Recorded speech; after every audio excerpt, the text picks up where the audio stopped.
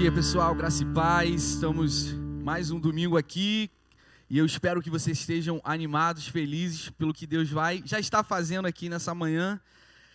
Quantos aqui podem dizer assim seja? Bem, o pastor Gabriel falou aqui antes, né? Ele percebeu uma certa sonolência, então o pessoal da luz aí pode acender as luzes, ninguém mais dormindo, ó. Ali, o irmão lá em cima está até tirando remela do olho ali. Para de bocejar, vocês precisam fazer o que o pastor aqui faz. Banho de água gelada, acorda 5 horas da manhã. 5 horas da manhã todo dia. Olha em direção ao sol, confronta o sol e diz: sol, tu és grande. Ilumina toda a tua grandeza dentro de meu ser nessa manhã. E aí o banho gelado? O banho gelado acontece em volta de 5h40 da manhã.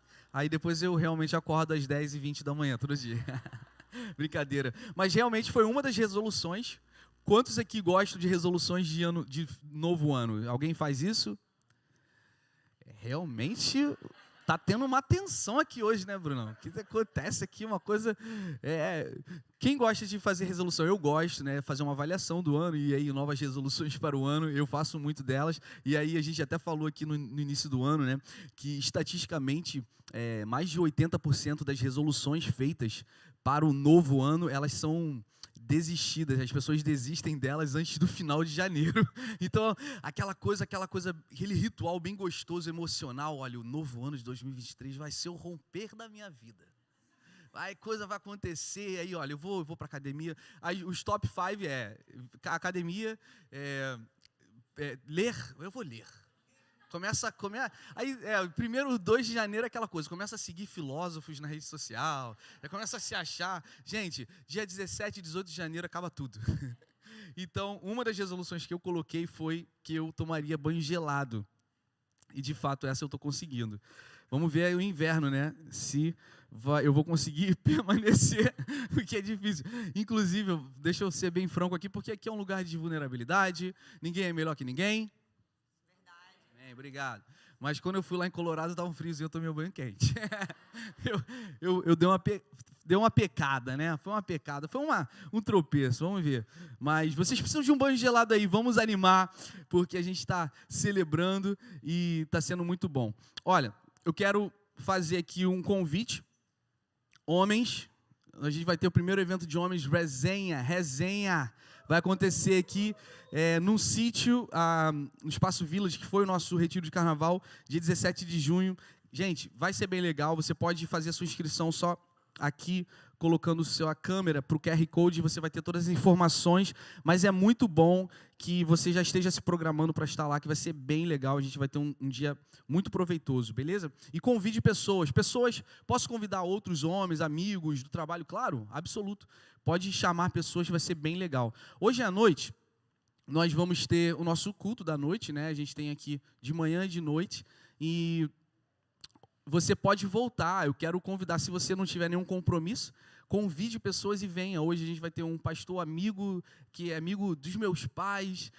A gente é um homem que tem uma voz muito, muito influente na nação brasileira, compositor, ministro de música, mas ele vai trazer uma palavra hoje para a gente, vai ser bem legal. Pastor Bené Gomes, com a sua esposa, vai estar aqui. Então você pode voltar, vai ser muito bom hoje à noite. Estou com muita expectativa. E nós também temos um processo que a gente chama de trilha. A trilha é uma forma de uma iniciação para pessoas começarem a entender a Raise e querer engajar e servir aqui. Como vocês viram ali o vídeo do André e da Michelle, que foi muito legal, o nosso Dream Center, a gente todo mês, mais do que um mês, né, a gente está tentando engajar com a nossa comunidade, porque a proposta da igreja local... Irmãos, a proposta da igreja local é uma intencionalidade em achar lacunas na sociedade, na cidade que a gente está situado, e de alguma forma tentar, com recursos financeiros e recursos humanos, a proclamação desse evangelho que a gente crê.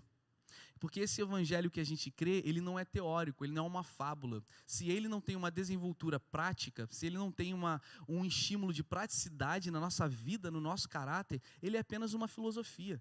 Ele é apenas uma ideologia, uma ideia, mas a gente precisa, de alguma forma, primeiro, deixarmos ser transformados internamente e também proclamar isso para fora. Então, o Dream Center tem feito um trabalho excepcional, assim, é muito bom ver isso.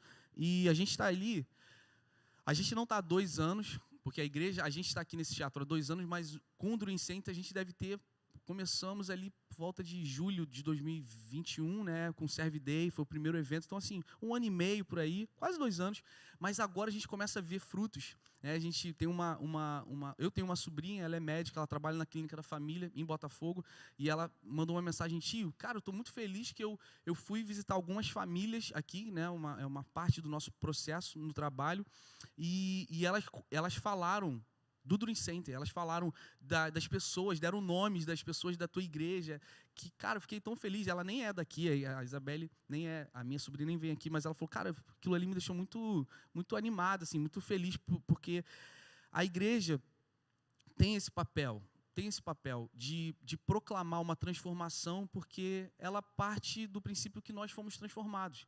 Então, não é uma coisa hipócrita. A gente não vai declarar transformação para alguém quando a gente não é. Sim, pessoal? Então, isso é algo natural. E, se você quer cooperar com o Dream Center, a gente fala que parte do nosso orçamento financeiro, além da infraestrutura, a gente tem uma parte do nosso orçamento financeiro, quando a gente fala assim, irmãos, o pessoal aqui dê com consistência, porque você está dando com alegria, entendendo que a gente está construindo, parte do nosso orçamento financeiro é para essa missão, né? E também para alguns irmãos que teriam necessidade ou têm necessidade, que são aqui da casa, mas existem alguns projetos que a gente quer acelerar com o Dream Center, e sabe como é que você pode fazer isso? Lá embaixo, a gente agora tem no The Table, tem uma parte ali com uns cookies, pão de queijo, uns snacks ali bem gostosos. Eu comi hoje um dia, porque assim, eu não como açúcar, eu sou bem saudável, mas comi só por causa da ação. Eu fiz isso, eu comi aquela torta horrível, para mostrar o meu amor ao próximo. Esse é o pastor compassivo, fit, mas ainda faz essas coisas só pelo amor aqui ao Dream Center. Então, você pode fazer isso, você vai ajudar. E então, eu queria que a gente, nesse início de mensagem, a gente honrasse a Deus, louvasse o nome de Deus, por causa do voluntário que tem se dedicado, a gente deu um salve para eles, mas também pelos irmãos aí que estão fazendo esses snacks maravilhosos aqui embaixo. Vamos aplaudir a Deus pela vida deles, que tem... e vamos ser... A gente está nessa série anti-fariseu, vamos cortar o farisaísmo do nosso meio? Falar é fácil. Falar como a igreja tem que se portar, falar como o cristão tem que fazer, é fácil. Vamos fazer, vamos achar lacunas e vamos preencher essas lacunas com os nossos dons, com os nossos talentos, vamos amar o próximo, vamos servir, vamos confiar, vamos trazer alegria no nosso serviço e fazer a diferença, que é um dos nossos lemas aqui. Nós, como igreja, queremos ajudar pessoas, ou pelo menos tentar ajudar pessoas a conhecer Deus, a encontrar liberdade, descobrir propósito e fazer diferença. Então, as nossas ações no time de logística, com os nossos kids, que as crianças, na música, em tudo que nós fazemos, é porque nós queremos fazer a diferença e exteriorizar o dom que Deus, o talento que Deus colocou em nós. Tá bom? Amém? Então, hoje à noite, a trilha que eu estava falando começa às 17 horas. Se você tiver interesse, esteja aqui. E também, se você tiver interesse ou alguma dúvida sobre a igreja, tem um Connect Card na sua frente, você pode preenchê-lo e a gente vai tentar corresponder da melhor forma. Irmãos, nessa série, estamos na terceira parte, eu estou usando palavras de Jesus, porque é o nosso centro. A gente está usando palavras de Jesus, declarações de Jesus, exortando certas pessoas em certas situações e trazendo um molde para nós aqui. Tudo bem? Vocês estão comigo? Então, a gente está usando Mateus 23, Jesus, ele foi muito duro contra um grupo de pessoas, eles eram fariseus, grupos religiosos, e eram muito legalistas. Jesus foi muito duro com eles. Mateus 16, semana passada a gente falou sobre isso, e a gente falou muito sobre a importância de sermos alegres e termos alegria. E hoje também eu vou começar com uma história que é um pouco diferente, não é contra os fariseus, mas eu acho que tem a ver com o que a gente está querendo construir aqui na nossa igreja, nessa comunidade, sobre uma importância cultural no que diz respeito à igreja.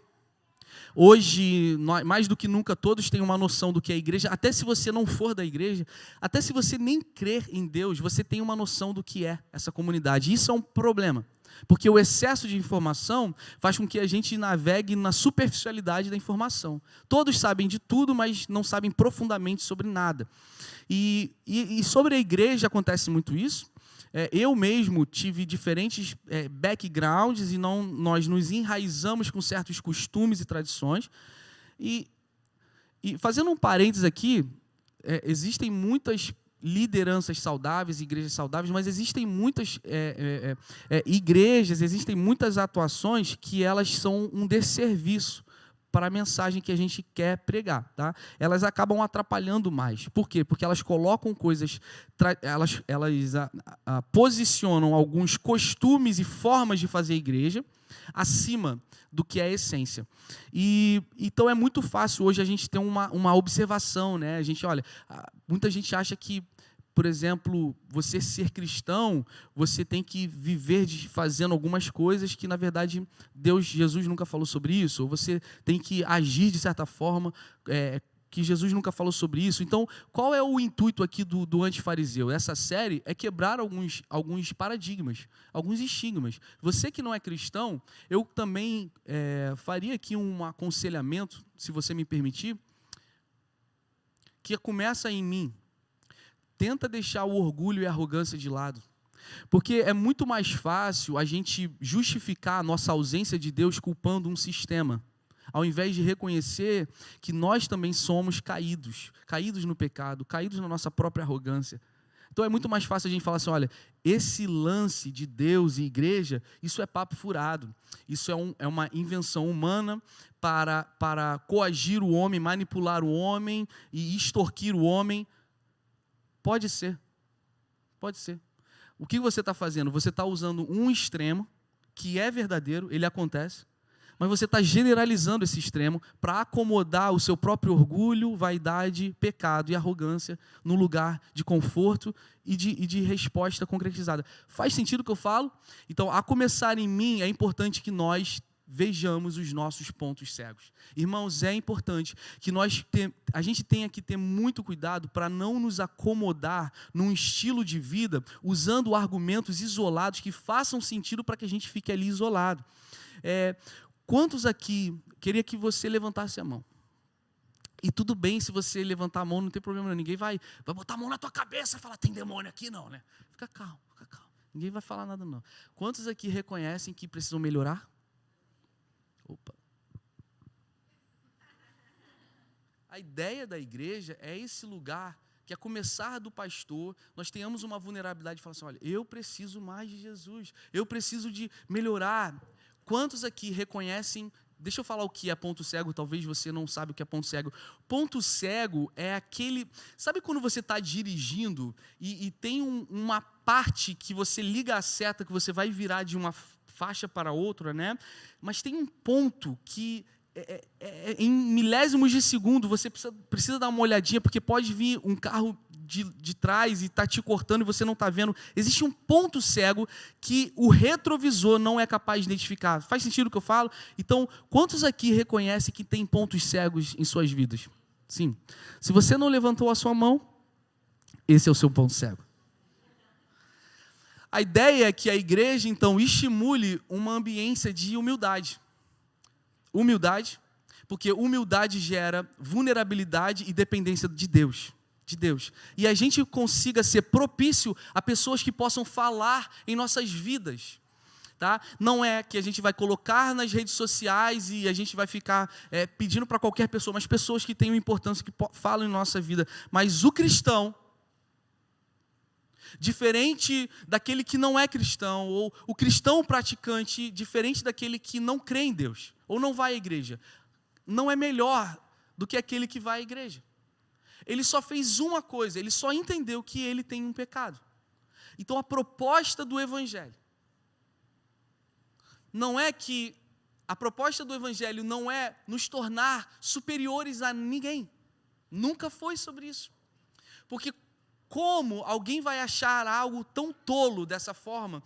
Porque o Deus que a gente prega é um Deus que renuncia à divindade e vem habitar no meio de nós e se torna servo de nós, pessoas pecadoras. Então isso precisa ser replicado no nosso meio. A diferença daquele que é cristão, daquele que não é cristão, é que ele entendeu que a solução do pecado dele não está no efeito moral, na conduta moral, no pagamento de impostos, ser uma pessoa boa e não fazer o mal.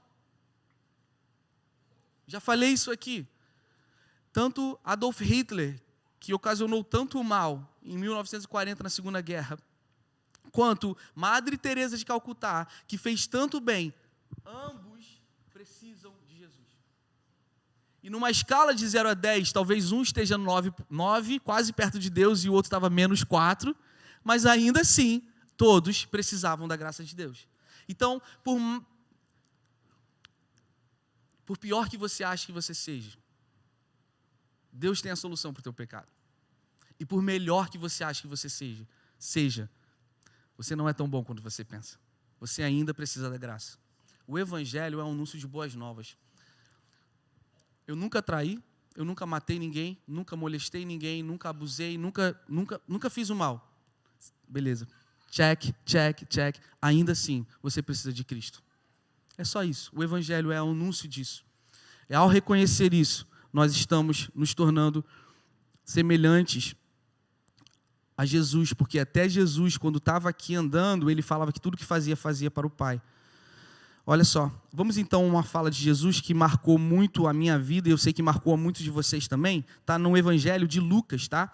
O doutor Lucas, que era médico, escreveu isso aqui, capítulo 10, diz assim: aconteceu que, indo eles de caminho, entrou Jesus numa aldeia, e certa mulher, por nome Marta, o recebeu em sua casa. E tinha esta uma irmã chamada Maria, a qual, assentando-se também aos pés de Jesus, ouvia a sua palavra. Marta, porém, andava distraída em muitos serviços, e aproximando-se disse: Senhor, não se te dá que minha irmã me deixe servir só? Dize-lhe que me ajude. E respondendo Jesus, disse-lhe: Marta, Marta, estás ansiosa e afadigada com muitas coisas, mas uma só é necessária. E Maria escolheu a boa parte. Bem, essa aqui foi mais uma repreensão de Jesus contra Marta, né? Eram duas irmãs, Marta tinha um posicionamento de liderança, olha, eu vou convidar Jesus, e tem muita coisa boa para extrair da vida dessa mulher, mas aqui, só para trazer um resumo, pessoal, eu acho que muitos de vocês já ouviram essa história, tá bom? Jesus defende Maria. Culturalmente, vamos à cultura, vamos ao contexto da época, culturalmente Maria estava fazendo algo errado. Aqui, então, mais uma vez, Jesus está quebrando paradigmas culturais. De novo, para você ver como um antifarisaísmo, né? A gente precisa ser uma igreja antifariseu, que é o seguinte: alguns elementos culturais, eles são importantes para algumas demografias, nem tanto para outras. Então, o grego, ele não pode chegar ali em Jerusalém e achar o que ele faz na Grécia vai ser imputado em Jerusalém. Faz sentido? E depende, então, da demografia, depende do contexto histórico, em alguns pontos. Então, Jesus está defendendo Maria e Marta estava servindo a mesa. Pergunta: é errado servir a mesa? Não é errado, pelo contrário, é algo precioso. Na cultura, era errado uma mulher estar num ambiente com outros homens, quando tinha uma necessidade ali de fazer serviços. O que Marta estava muito nervosa? Por quê? Porque Maria, ela não se atenta a um serviço operacional de servir a mesa, e ainda por cima está ferindo cultura, porque ela estava com outros homens num lugar ouvindo Jesus. Mas é interessante que Jesus defende ela, ou seja, Jesus está falando o seguinte: olha, existe uma cultura, existe uma forma, existe um padrão, mas essa mulher, quando nós estamos sensíveis, ouve aqui, quando nós estamos sensíveis à voz de Deus, nós quebramos certos paradigmas que são importantes, mas não tão importantes quanto estar aos pés de Jesus. Então a religiosidade, ela tem um tom de regrar, de moldes, de padrões, que são importantes sempre, para um fim, e o fim é que nos aproximemos de Jesus e não nos impeça de estarmos íntimos da voz de Deus. Então, Jesus defende Maria, é uma história que é muito simples, e você vê um tom de compaixão e de gentileza quando você fala 2 vezes o nome da pessoa. Marta, Marta. Jesus expressa ali uma gentileza, mas ele chama a atenção dela: você está distraída. Irmãos, Marta tem uma representatividade muito mais benéfica para a igreja do que a gente prega, né? A gente sempre fala muito mal de Marta, mas ela tem ali um ímpeto de liderança, tem um ímpeto de proatividade, tem um ímpeto de serviço, de uma dinâmica boa que nós precisamos. Sim ou não? Vocês conseguem enxergar isso? Mas a religiosidade também apresenta uma sutileza muito próxima com o ativismo. E o que nós queremos pregar aqui sobre antifariseu é termos cuidado para não entrarmos nesse ciclo vicioso de fazer coisas para Deus, sem Deus. Porque fazer coisas para Deus, sem Deus, é mais comum do que nós imaginamos. E é um ciclo muito fácil de entrar. Por quê? Porque são coisas boas, são atitudes certas, mas minha oração nessa manhã, ao começar essa mensagem, é dizer o seguinte, que na nossa igreja, o que nós desejamos, não é que vocês façam, e façam, e façam, e façam, e a gente começa a entrar nesse ciclo vicioso, mas é que nós façamos para Deus, com Deus. Nunca esquecendo que todo fazer é resultado do ser. Nunca tente ser fazendo. Nunca tente entender você aceito para Deus porque você faz. Irmãos, de novo, não há nada do que a gente poderia fazer que a gente seria aceito por Deus. A única forma de sermos aceitos por Deus é por causa de Jesus. Ou seja, todo o nosso fazer é consequente ao ser. Fazemos porque somos e não fazemos para ser. Nós não fazemos para sermos salvos, fazemos porque somos salvos em Cristo Jesus. Isso vai gerar saúde, vai gerar longo prazo, vai impedir com que a gente tenha burnout. Nós percebemos aqui na igreja, comunidade de pessoas imperfeitas como eu, um hype, olha, eu tiro foto no Instagram, eu achei a igreja certa, ideal, 4 meses depois, já não querem fazer, porque estamos dependentes de estímulos eternos, mas quando entendemos o que Paulo falava, a tua graça, Deus, me basta. Entendemos que esse é o estímulo que nos dá consistência. Pastor, então eu não posso oscilar, eu não posso ter conflitos internos, emocionais no meu casamento? Sim. Só que entendendo que o Evangelho significa boas novas. O que você é porque Jesus já fez. Não há nada que você faça. E olha, nem que você não faça, Ele não se arrepende de ter enviado o seu único filho para morrer a nossa morte. Irmãos, nós fazemos porque Ele fez por nós. Nós amamos porque Ele nos amou primeiro. Caso contrário, não seria possível. Mas a posição de Marta, e eu quero falar sobre nichos no mundo cristão.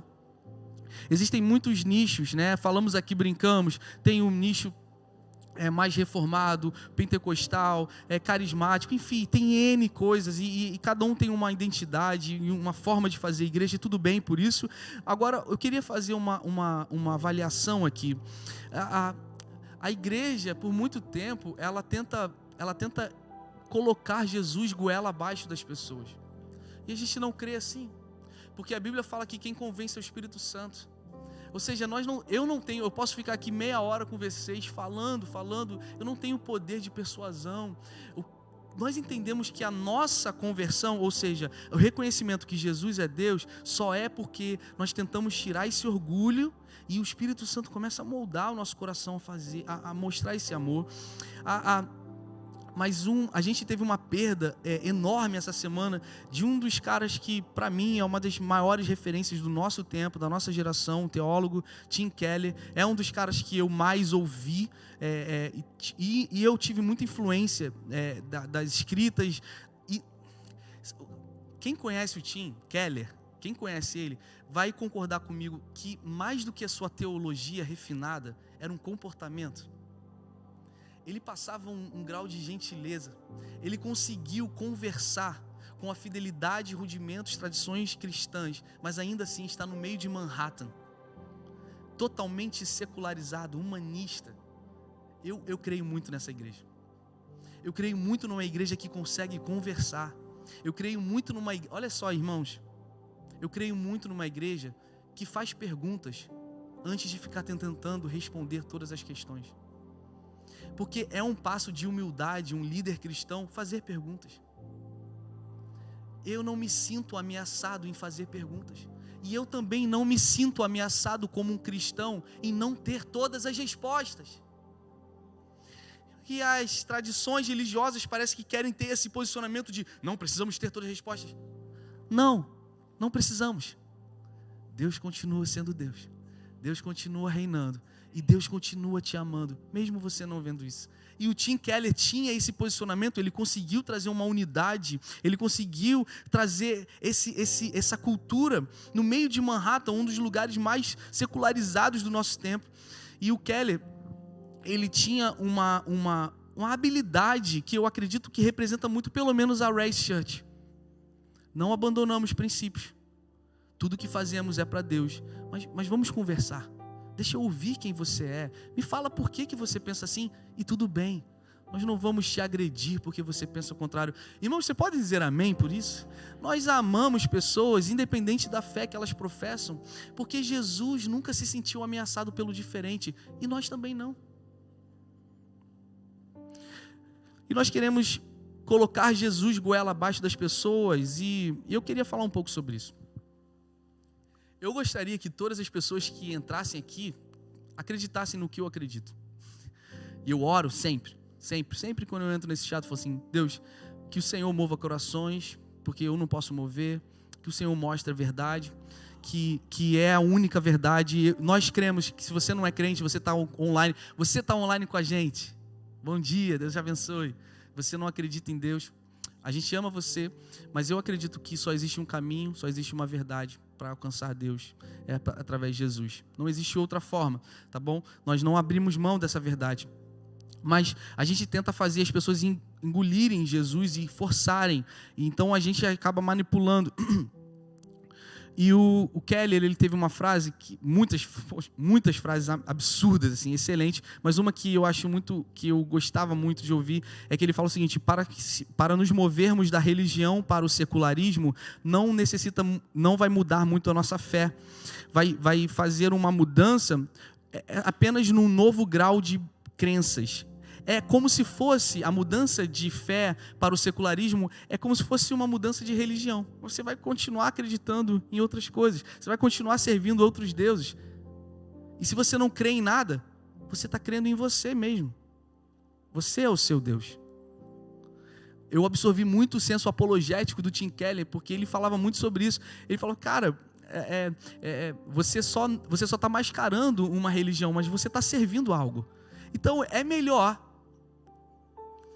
que a gente sirva um Deus invisível, mas real, que é poderoso, que está reinando, que está governando, que tem um controle de todas as coisas, que nos ama, do que servir às nossas próprias percepções. É mais confiável. Então, no que diz respeito a relacionamentos, eu quero falar que na nossa igreja, o que a gente está tentando é que as pessoas creiam em Deus, mas a gente consiga criar relacionamentos confiáveis. Eu queria dizer, é como um sistema bancário. Você já tentou, tem limite aí, cheque especial? Você já tentou tirar dinheiro da tua conta? Você não põe dinheiro na tua conta, você quer dinheiro? Não tem como, sim ou não? Não tem como, essa matemática não funciona. Eles até vão te dar um cheque especial, se você não pagar, você vai pagar uns juros absurdos. Então o que acontece muitas vezes é que a gente nos relacionamentos, a gente quer que as pessoas façam coisas, mas nós não fazemos por elas. E no relacionamento na igreja, eu queria que a gente falasse um pouco sobre isso, rapidamente. Marta, nesses nichos cristões, ó, essa foi boa, uma nova palavra, anota aí, cristões. Mas nesses nichos é o seguinte, olha, você tem que fazer da forma como eu faço. Não tem que. O que é importante, Jesus estava falando, é estar aos meus pés. Uma coisa eu peço e a buscarei, que eu possa habitar na casa do Senhor todos os dias da minha vida, contemplar a sua formosura e habitar no seu santuário. Salmo 27:4. Maria estava representando isso. Olha, Jesus ainda fala mais. Ela está fazendo uma coisa que não lhe será tirada. Vou repetir. Jesus fala o seguinte, olha, Maria está fazendo uma coisa que não lhe será tirada. Ou seja, existem muitas atuações e ofícios e ativismos que estamos fazendo para Deus, sem Deus, que podem nos ser tirados. Então, é importante que nós façamos aqui um ponto. A tua intimidade com Jesus O teu relacionamento com Jesus é a tua maior missão. É o lugar mais importante que você deve estar. Então, Marta queria que ela fizesse o que Maria fizesse, o que ela estava fazendo. E às vezes na religião tem muito isso.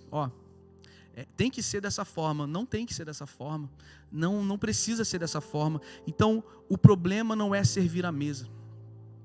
O problema nunca foi servir à mesa. O problema é a falta de empatia com quem não faz o que você faz. E a sua arrogância em determinar que fazer assim é o certo. O problema da religiosidade não é serviço, nunca foi. O problema da religiosidade é tentar imputar métodos e ativismos para outras pessoas, como você faz. Isso é o problema, é a falta de empatia, é a imposição. Irmãos, vocês estão aqui comigo nessa manhã? É essa imposição, é essa hipocrisia. E não precisa ser dessa forma. Então qual é o melhor método para que você faça com alegria? Faça com alegria o que você faz. E quem não faz o que você faz, respeite. Se você está no lugar que Deus quer que você esteja, faça com alegria. Mas eu estou frustrado porque as pessoas não estão no mesmo nível que eu estou.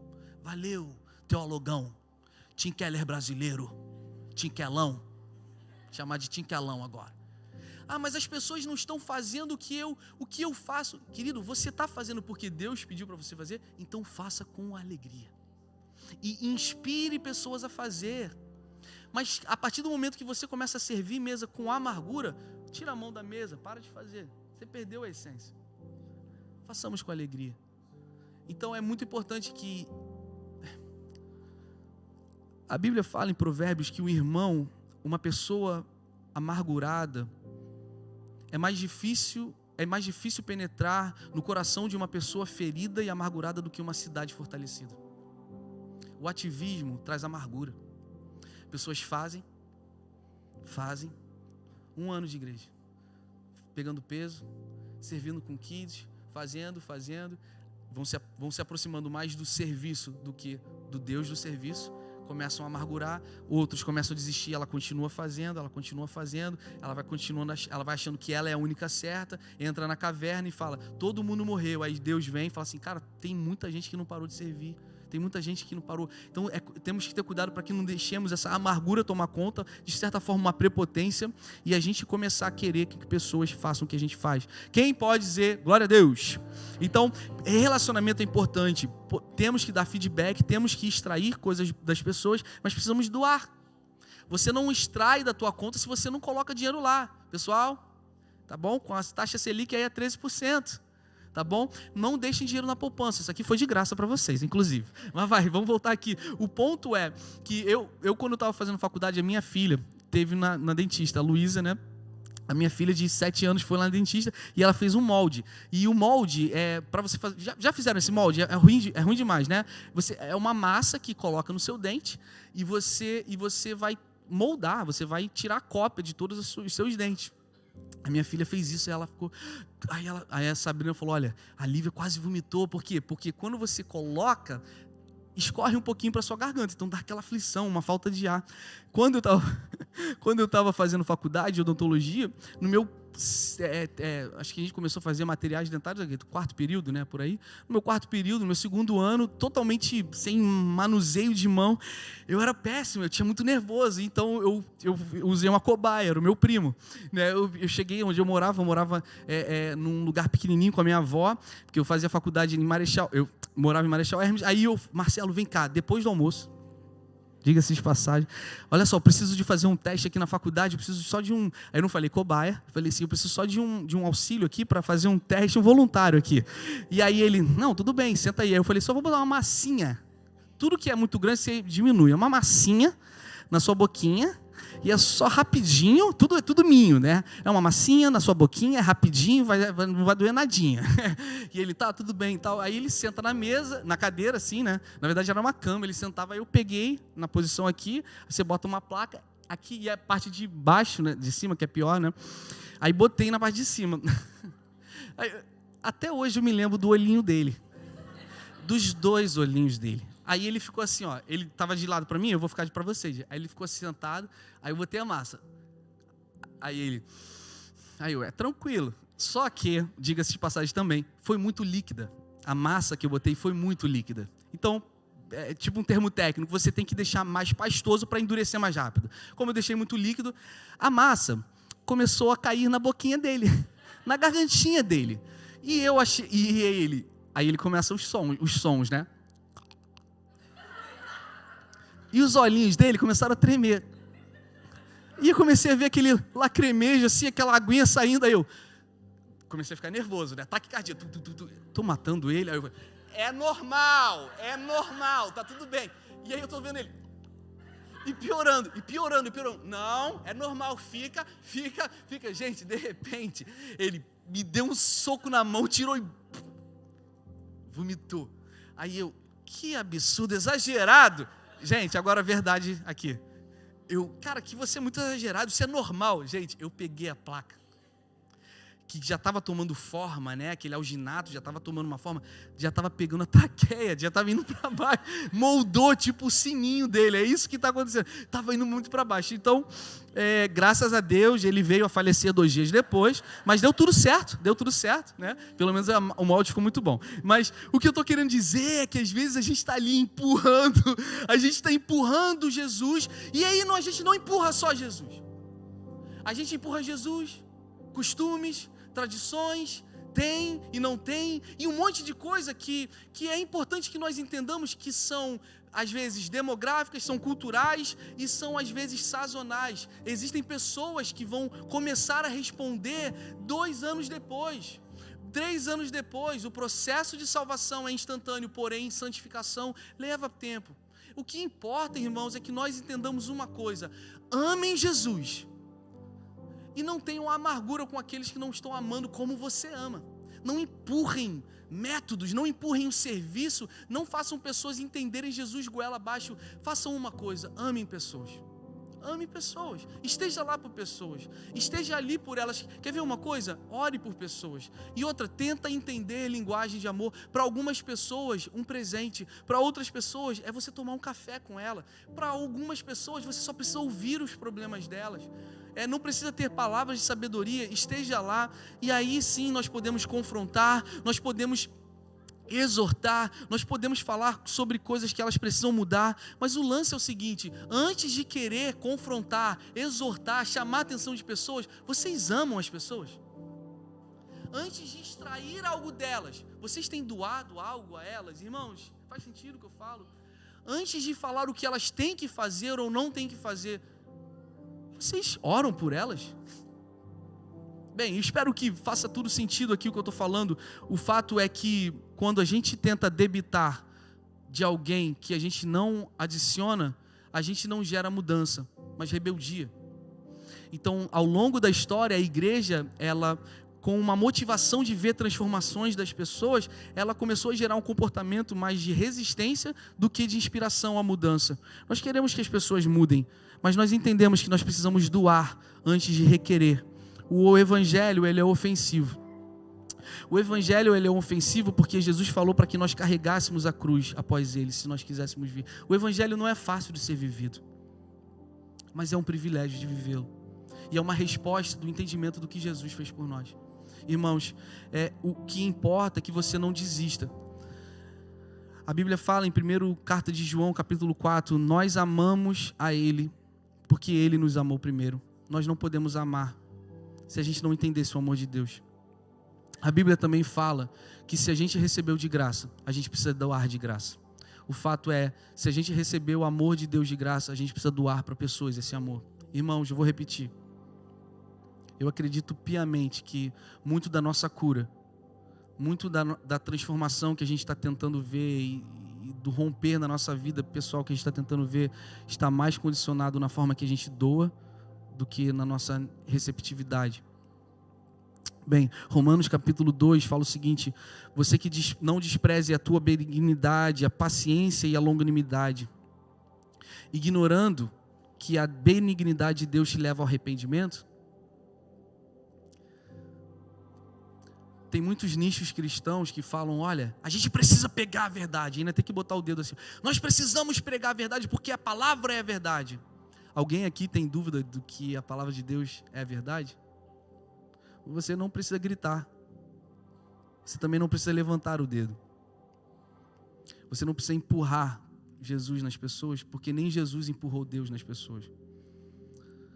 Tudo bem, você tem um estilo, uns são mais melancólicos, sanguíneos, tudo bem, por isso a gente respeita, isso daí não tem problema. O fato é, não entenda que Paulo escreve aos Romanos, não ignorem que a benignidade de Deus, repete, olha isso aqui, não ignorem que a benignidade de Deus te leva a arrependimento. Qual é a essência e a premissa do que a gente crê? A gente se moveu em constrangimento. Ao saber quão bom Deus é, nós nos arrependemos. Isso nos inspira. Ao saber a sua bondade através de Jesus, isso nos inspira.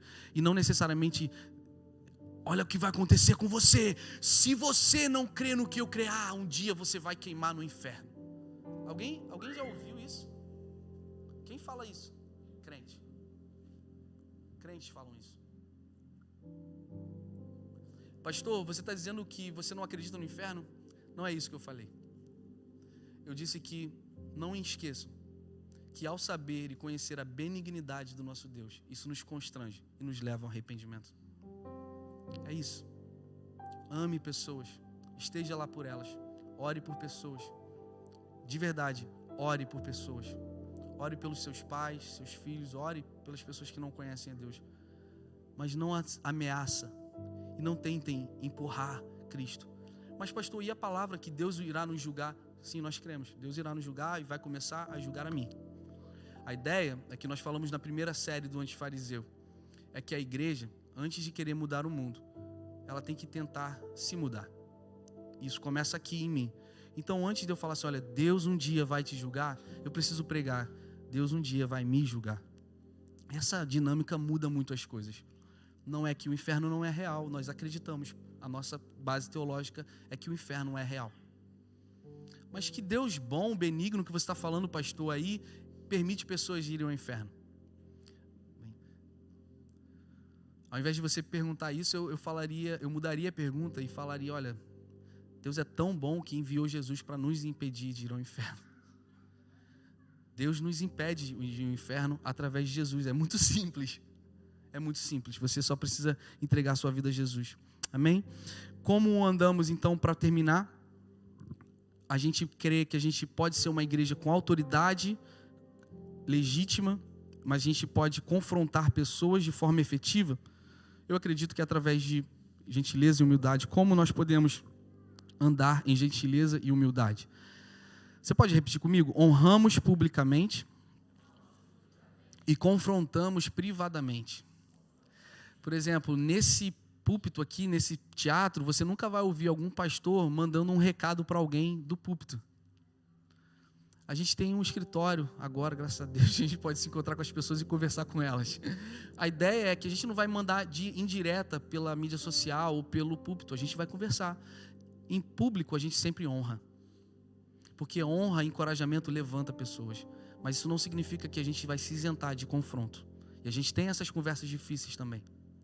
A gente faz isso privadamente. Outra coisa, olha aqui um pilar cultural da Rest Church. A gente vai crescer. Talvez vocês não acreditem nisso. A gente está escrevendo história no Rio de Janeiro. A gente vai ser uma igreja genuína que ama a Deus.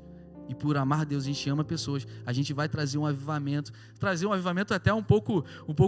Uau, caramba, a gente vai trazer um avivamento. Mas a gente vai viver por um avivamento nessa cidade. A gente acredita muito no que a gente está vivendo, está falando. Mas quer ver uma coisa para a gente potencializar o nosso crescimento? Eu falo muito isso com os líderes. Fale bem das pessoas por trás delas. Quer anular fofoca? Coisa horrível. Fofoquinha. Fale bem de pessoas por trás dessas pessoas.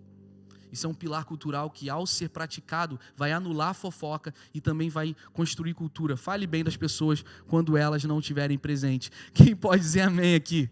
Amém. Finalmente, irmãos, eu quero orar essa carta de Pedro. A carta de Pedro, primeira carta de Pedro, e eu queria que vocês pensassem nisso aqui comigo. Diz assim, semelhantemente vós, jovens, sede sujeitos aos anciões. Vamos repetir aqui novamente. Semelhante vós, jovens, sede sujeitos aos anciãos. E sede todos sujeitos, repete aqui, uns aos outros. Interessante isso, né? Então, existe um comportamento horizontal numa comunidade de fé que é muito interessante. Marta deveria sujeitar a Maria. E o que é sujeitar? Honrar, respeitar. Talvez Maria não esteja... Venho insights aqui, eu tenho que parar. Sabe por quê? Porque às vezes você não sabe o que essa pessoa passou ontem à noite. A regra não vê pessoas, mas o amor de Deus vê pessoas sempre. E aí você fala assim, cara, será que essa pessoa não está numa crise no matrimônio? Será que ela não está passando, ela não foi demitida hoje? Então antes de eu imputar e vomitar regras nela, será que eu não preciso vê-las? Sujeitai-vos uns aos outros cara, como eu posso te amar mais? Como eu posso te exortar? E exortar faz parte desse crescimento. Semelhante, sejam sujeitos uns aos outros e revestivos de humildade. Porque Deus resiste aos soberbos, mas dá graças aos humildes. Humilhai-vos, pois, debaixo da potente mão de Deus, para que ao seu tempo vos exalte, lançando sobre ele toda a vossa ansiedade. Se você puder, eu queria que vocês fechassem os seus olhos. Eu quero orar essa palavra aqui. E eu sei que muitos de nós temos ansiedades, temos atribulações. Eu queria que vocês ouvissem essa oração aqui. Feche os seus olhos. Nesse momento, eu vou repetir essa oração aqui de Pedro, essa palavra, lançando sobre ele toda a vossa ansiedade, porque ele, esse Deus, tem cuidado de vocês. Sejam sóbrios, vigiai, porque o diabo, o vosso adversário, anda em derredor, bramando como um leão, buscando a quem possa tragar. Então resistem firmes na fé, sabendo que as mesmas aflições se cumprem entre os vossos irmãos no mundo. E o Deus de toda a graça, que em Cristo Jesus nos chamou à sua eterna glória, depois de havermos padecido, Ele mesmo vai aperfeiçoar vocês, vai fortificar vocês, estabelecer vocês. A esse Deus seja a glória, seja o poder para todo sempre. Amém. Quantos recebem essa palavra nessa manhã? Senhor Deus, nós oramos, continuamos orando nessa manhã. Nós pedimos que o Senhor coloque nos nossos corações o que nós mesmos nem conseguimos enxergar. Tire os pontos cegos, faça com que toda a amargura, a ansiedade saia do nosso coração, para que a gente consiga te ouvir, a gente consiga te ver, não como a religiosidade tentou colocar isso nos nossos olhos. Nós queremos confessar a Ti, Senhor, como o nosso único Senhor, porque a gente reconhece que sem o Senhor a gente não consegue ter acesso a Deus. Nós confessamos nossos pecados, pedimos ajuda para que o Senhor nos fortaleça, em nome de Jesus, amém. Quantos podem dizer amém? Se existe alguém aqui, se existe alguém que está online, que você quer entregar sua vida a Jesus, olha, essa é uma importante decisão.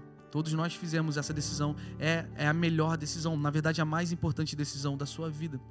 E talvez mesmo que você tenha familiaridade com a igreja, familiaridade com Deus, já ouviu na televisão, já viu um filme, eu até acredito nisso, olha, ainda assim não é suficiente. A Bíblia fala sobre a importância de confissão, confessar com a sua voz.